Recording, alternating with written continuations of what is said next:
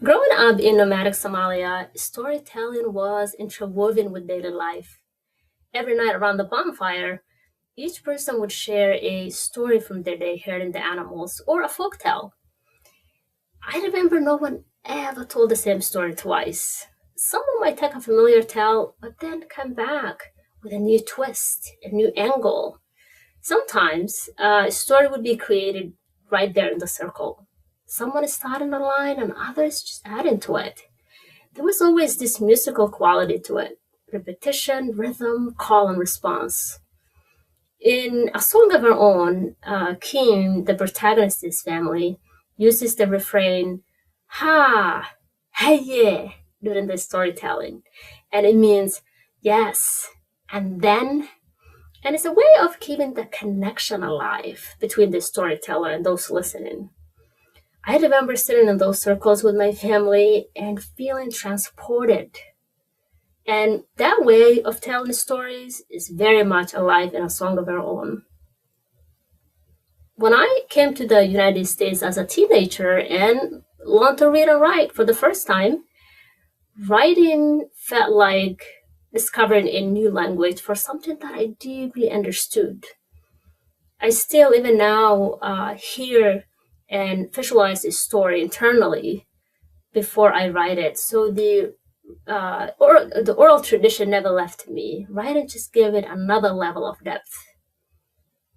In a nomadic Somali hut, the Uubhad is the center pole of the home. It is the structural support that keeps everything together. And without it, the home collapses. Key knows the Uubhad well. It's part of her physical world before uh, it starts to have a deeper meaning. And when her mother uses the Uubhad as a metaphor for our inner life and says everything is strong, it has a strong center, Keen's first reaction is something like, wait, does that mean that there's this giant pole running through my body? She quickly suspects that must not be what her mother means. But the curiosity, the uncertainty builds curiosity in her. If everyone has Uubhad, what is hers? More importantly, can finding it help her get what she wants? She sits with those questions or more. She plays with them. She lives inside of them without demanding a clear answer. One of the things that most built my imagination growing up was living bonfire circles was just full of questions and letting that build something in me over time.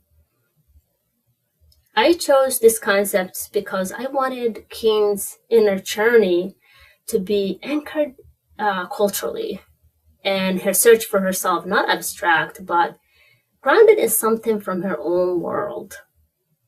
In Somali culture, proverbs are part of everyday life. They guide how people relate to one another and understand the world around them. One saying that shows up in the book and stays with King is Ga'al Ismailisho.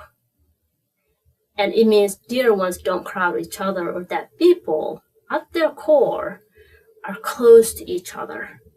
King hears this when her dad talks about his day herding the camels and encountering herders who were not very friendly at first. Rather than fight back, he reminded them, Ga'al Ismailisho. And the tension eventually melted. Kim takes this in not as a rule, but as a way of being in the world. The value that these Somali expressions carry are universal. Every culture has their own way of expressing the same truth. And I love that Somali cultural wisdom expresses it in such a specific and beautiful way. And it feels especially important to share now when division is so present in our world. I hope that Keen's story inspires genuine curiosity in every reader about themselves and others.